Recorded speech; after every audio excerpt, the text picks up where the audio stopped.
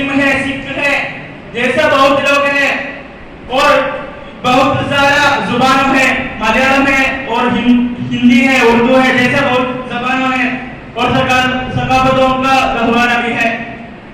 और ये जमहूरियत और तो लोगों को भी अपना तजवीज वो सियासत को बोलना सकता है और इस जमहूरियत और तो ये तालीम और माशरती का तहकीक होता है।